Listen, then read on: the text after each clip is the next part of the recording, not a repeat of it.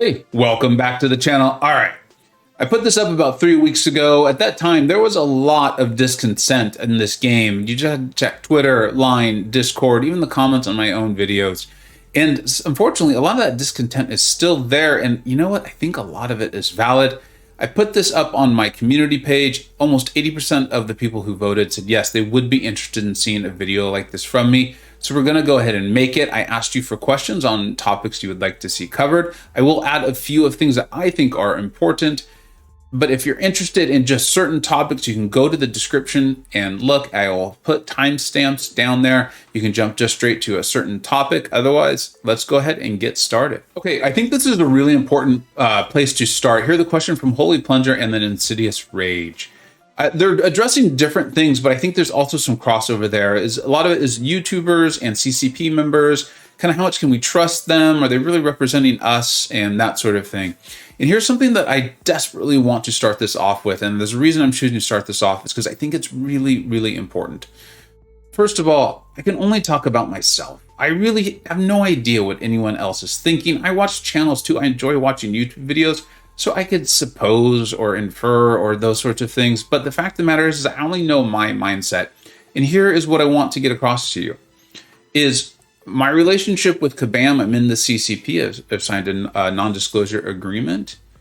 And that is an important relationship. However, the relationship I have with my viewers, what I'm putting out there, the people that I'm hoping enjoy the video, watch it, like it, thumbs up, subscribe, all of those things, comments, showing up to streams, what actually makes this fun. If you've ever attended one of my streams, you know, I enjoy interacting with you all. That's the meaningful relationship. That's the important relationship. I joined the CCP so that I could have access to more information to get you. So I could be on the CCP server, so I could test things out, so I could know about champions as they're coming, so that maybe if there is some sort of play test or something like that, I could hopefully take part in that and then advise you or hopefully make the game better for you. Because this is the meaningful relationship. And I would think that most of the YouTubers are thinking of the same way. Again, I can't really say for sure, but I think that's really important, right? And keep in mind, yeah, we've signed the non-disclosure. The non-disclosure doesn't prevent us from criticizing things. It doesn't prevent us from giving our honest interpretation or honest opinions. What it does hopefully do, or at least again, what I am doing is I am going to be civil. I'm going to be smart and I'm going to be measured. I am getting access to some things from Kabam, like this test server, which is allowing me, in my opinion, to make better, superior videos and give better advice. Again, to help the meaningful relationship, which is the one I have with you. So I think it would be really short-sighted of me to get very frustrated, because there are a lot of frustrating things in this game, and then retaliate against Kabam. Additionally, there's a reason why conflict of interest policies exist. It's because we know as humans that when you have this sort of interaction with a person as they become friendly, you're much less likely to be harshly critical, or you do want to protect or take care of them. We're almost all susceptible to it. If you're not, then congratulations to you. But there's a reason conflict of interest policies exist, and people are usually exclude themselves or step off boards or things like that. And the people on the Discord server are incredibly nice. They are helpful. I actually enjoy interacting with them, and it's a pure pleasure. It's a treat. Like, imagine being on the Discord server of the CCP for any video game you've ever enjoyed playing. Like, if I was able to have done that when I was playing World of Warcraft, holy cow, that would have been amazing. So I'm also aware of that. Now, it's not going to prevent me, though, from giving my honest opinion. What it will prevent me from doing is being insulting, being degrading. I'm recognizing that there are actual humans who are putting forth their best effort. And I think this is a nice time to jump into this. We may care about the game, quote unquote, care about it, be more passionate about it than anyone. As a player base, we love the game. We enjoy playing it. We enjoy the interactions. We enjoy the community. We enjoy our friends. We've made friends with people online, Discord, Alliance. But no one is more interested in the game succeeding, being successful, and it has to exist in order to make money. No one is more interested in that than Kabam itself. They are a for-profit company, and they've chosen to make money by entertaining us through this video game. If they stop doing that, then they will no longer exist. They are desperately interested, at least I think they are, they should be, in making sure we are enjoying this game. Keep that in mind. This question from Professor Stock about new, early, mid-game players, in-game players. I think we're going to kind of combine that here with the question from Peter, or kind of the statement here from Peter, because I do think this was involved in a lot of other things, is how interesting actually is the game to play. And I want to talk mainly about the side quests, because I actually think the story quest has been incredible. 7.3 came out today. People seem to be enjoying it. 7.2, 7.1 was awesome. Big shift from Act 6. And then we also had the really awesome Summer of Pain and Grandmaster's Gauntlet. Those were fantastic pieces of content. I don't need those every month. I know some of the advice or the recommendations Kabam got was, we need more content, we need more. And as someone who creates content, yeah, that's really nice, right? Because I can stream this, or I can get video out on that, and it's new. But is it actually good for the game? I don't think so. It's only good if the content itself is good. And additionally, at some point, there's just literally too much to do, or it's too confusing. For a handheld game, this is incredibly complex, not just the interactions between the champions and the nodes, but then also the different modes of play and how they interact. As a result, I think that can actually start to turn people off, and I think it can definitely start to turn off new players. They just entered this game and they thought it was just a swipe, but now all of a sudden, they've got rage stacks and various champion abilities, and there's a side quest, and they've got to get a token, and they turn the token in to a store, and then they use that store to access another quest. But if they go on the wrong quest, they're never going to get their token back. And it just feels absolutely ridiculous. And I feel like each person along the way, whoever created these systems, probably had excellent intentions, but it feels as though there wasn't someone looking at it from a broad perspective view, like a bird's eyes view, if you think about it. And I think most of that comes down to the side quest. I really don't think there are very many people, or there are very small numbers, that were like, you know what? September's side quest was fantastic. I loved that. The multiple objectives and having to complete all of them. And I love ending fights and light attacks. I love it. I would like to meet you. If you're that person, please comment on this video, because I would like to hear your perspective. It's always cool to hear different people's perspectives, and I would love to do it. Please don't troll me, because I will enjoy talking with you. And so what I would really like to do, my advice to Kabam, and I actually have given some of this advice to them, is I'd love to see the way the modes of AQ and the side quests are changed. AQ in general, I think the reason everyone hates it, not everyone, strong words, I think the reason most people severely dislike it is that you can't win. You cannot win. It is a lose-lose proposition. The best you can do is where you already were supposed to have been. Every other mode, game mode, you can try to get through it itemless. You can decide that it was worth the rewards. So maybe you can revive, you can farm the revives, Alliance War. You might beat the higher rated opponent. You might survive the fight and do better. You may supersede where you were already slotted. But in Alliance Quest, you can't do that. It's already determined. Here is your prestige. You've either put in those resources, or you have to get prestige, or your Alliance has.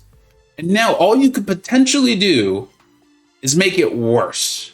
By actually playing the game, you can only make Alliance Quest rewards worse.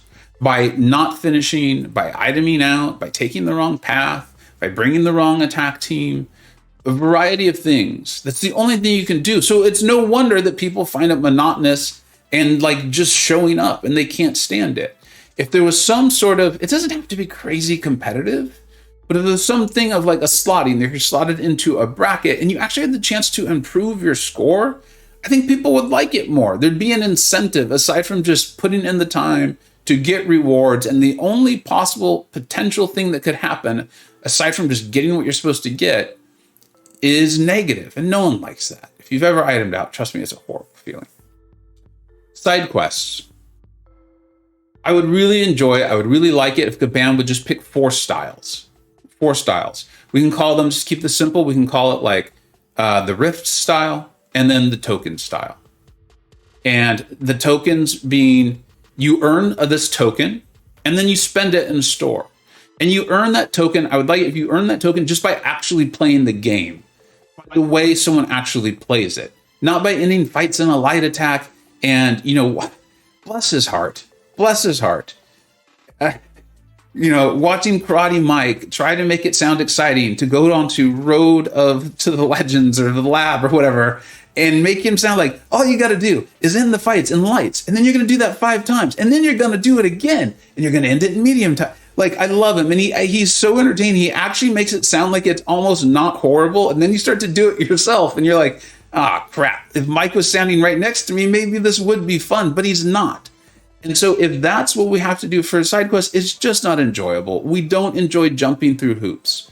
And anytime the amount of fun that we're having is not enough to make us realize or make us forget that we're jumping through hoops, then it's not fun. And anytime we have to go to an infographic that's been created by, again, bless her heart, you know, Cat Murdoch or Trucos, thank you for doing these. Thank you for doing them. Because you kind of help us forget how much we're jumping through hoops. And so the less hoop jumping we have to do, the better, because then we're just actually having fun. We're going to enjoy it.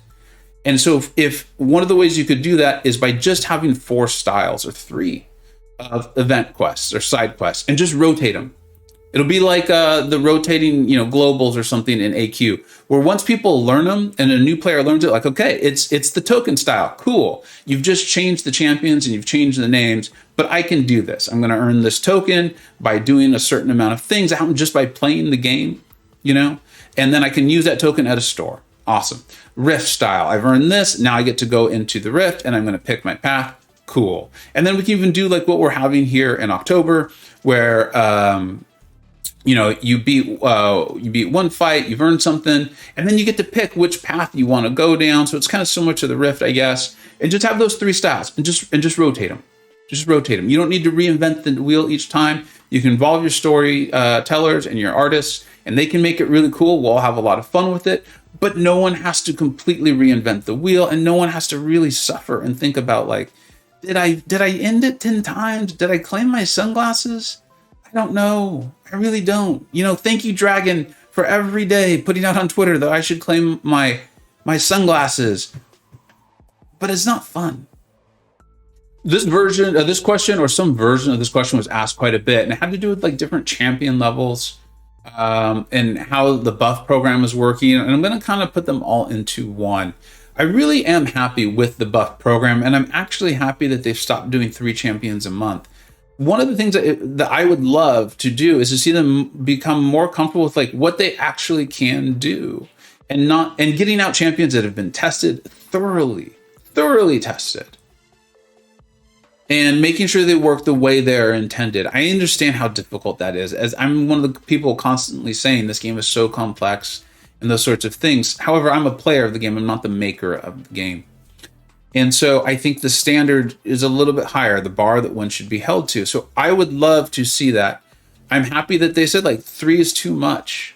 Now they ended up saying that, like, you know, the one champion wasn't getting as much attention and things like that, almost like they were children, you know, and there were parents being like, one of our children is not getting enough attention each month. They're not the attention they deserve. So we're going to slow down. You're like, all right, that's cool. But we all know it's because really there wasn't a significant change. So I don't care what the reason that was put forth, but what was cool is that they went down to what appears to be a buff schedule that they can handle. Now, we just had Guillotine, and I put out the video saying like her damage is better than we thought. Here's a better way to play her for damage. And I still ended the video by saying, I still think this is an incomplete champion. And so I would like this. I would like to see the buff schedule continue. I would like to see them take on problems and issues that they can actually handle and deliver. So I'm happy with that. But I'd like to see this stop. Stop introducing champions into this game that are just going to need a buff. Why spend all that time with Guillotine? Why tell us she's the community champion? Why tell us Hercules is so amazing because he was the community champion? And then have us vote on Guillotine and then have her come out and have her be, in some ways, nerfed. It just doesn't make sense. And so I would like that to happen. I would love it if there was someone who was in charge of, as someone who plays this game, who doesn't have all the inside information, does what we're putting out there actually make sense? Or is it just going to cause more confusion with our own community? Because that confusion turns to frustration. And then we go to the forums and we act a little crazy, right? And so I'd like to see that stop. Additionally, I do think it'd be good for the game. We used to call it like these pulls that are just absolutely punishing. You know, there was a time where you pulled Colossus, and it was just an absolute waste of a crystal. And I think giving credit where credit is due, two of my absolute favorite champions to play from this year are champions that were buffed this year, Kingpin and Diablo. So give credit where it's due. There's going to be some misses. What I would like to see is extremely thorough testing and scaling back on the cadence if needed. Even if that meant not putting out 2 champions every month. Scale back on that cadence so that you're as confident as is possible that the champion's going to hit the marks that they should, and that there is really no unintended consequences like Kitty Pryde and True Focus. Some people actually specifically asked for this not to be talked about, and I think it has been belabored, so I'm going to make this very, very quick. There's the Dex and Parry issues. It is still happening. It is still ongoing. If you played this game long enough, though, you know that this just happens sometimes, where an update would come out and you're like, Dex just doesn't work. That's cool. And so I am actually happy that they're trying to address the underlying problem, the underlying issue, and hopefully they get it fixed. The compensation packages are nice, but they're not proper compensation. Like, they're not individualized. It's not like, hey, this took me this many, revives to get through this content, and there's just no way. And so I understand that they're not going to be perfectly tailored to the individual. I do feel like progress has been made. The game is more playable now than it has been for quite a while. And I hope in the next month or two that they get this fixed, because eventually player frustration will just spill over, and then people are just going to stop playing, right? And no one wants that. But I'm happy they're actually fixing the issue if we are going to get a more reliable game out of it. And it sounds like that is the intention. And I would say that I would love it if they would take that approach to all of the problems, fix the underlying issues, and then move forward. Waiting a little bit has provided the benefit of, we have this new mode that appears to be coming out, a new kind of 1v1 actual, as close to player v player as it seems like we'll ever get in Marvel Contest of Champions. And that's really cool. That is really, really cool. Even if the mode itself doesn't end up being the favorite thing for everyone, and I could see it not being, I think it will be exciting. I believe and I know that there are a lot of prominent YouTubers who are very, very excited about it.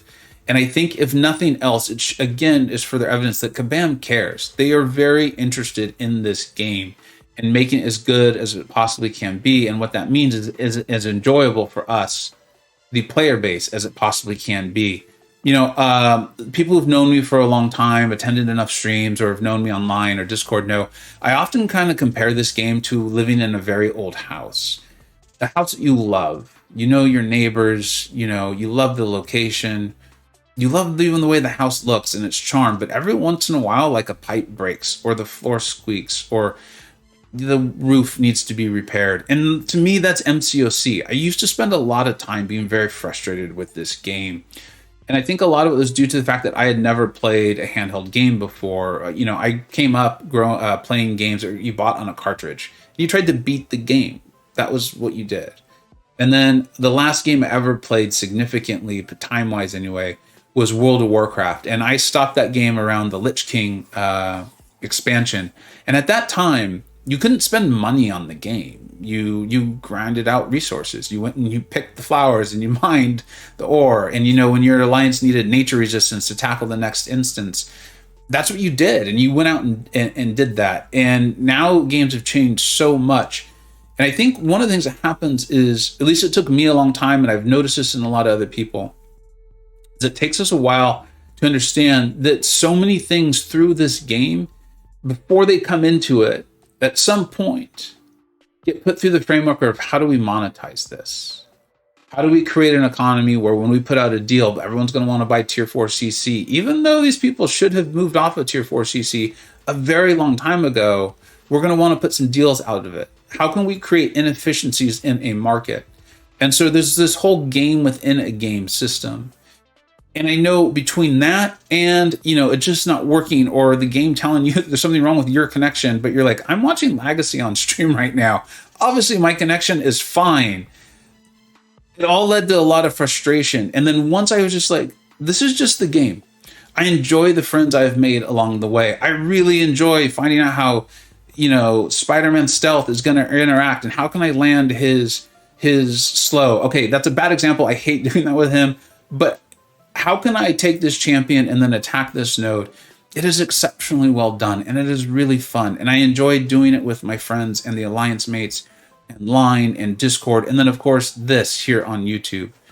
So that would be my recommendation, is not to be okay with these deficiencies, not to become complacent and not allow Kabam to be complacent. But for us also to accept that that's just the game we have. And I don't mean that to say like, don't complain, don't go on the forums. Yes, go on the forums, be constructive, talk to the YouTubers, because I got to tell you, we're on the CCP and we do convey the information. It does happen. But try not to let it get you so frustrated where it's bothering your day. I'm not going to say that it's a game, it doesn't matter. No, this is a game. We spend a ton of time. I just spent probably who knows how many hours making this video. So to say that is really like misleading. It's really misleading. It's a bit condescending. So I'm not going to say that. But what I will say is it's a game. It's supposed to be fun. And if it stops being fun, then reevaluate how you're playing it. And let's together try to hold Kabam to a really high bar. Let's convey the information. Let's let them know where they're failing. And let's be constructive in it. So the fact of the matter is, and I've said this multiple times, but I know some people are going to jump around. No one, in my opinion, no one is more interested in the health and success of this game than Kabam is. They make money off of this. This is their livelihood. We play it because we're passionate about it and it's a lot of fun. They do it because they need to make money. And those are very, very different things. Thank you very much for watching. I really do appreciate it. Let me know what your thoughts were. If this is something that people enjoyed, if this gets a positive reception, I'll think about maybe doing this once a year or 2 times a year or something like that. It is interesting and it is cool to kind of get thoughts out in this sort of a format. And if you're interested in hearing more of these sorts of things, this is not that dissimilar to my streams. I do play the game a little bit, depending on the kind of the stream it is, but it's a lot of back and forth and a lot of talking. So that's what I missed here, was actually just live answering your questions and having fun with that. Thank you very, very much for watching. I hope you all are having a great day. Take care. I hope you either learned something, were entertained, or even better, a little bit of both. Don't forget to like, subscribe. Thanks so much for watching. Take care.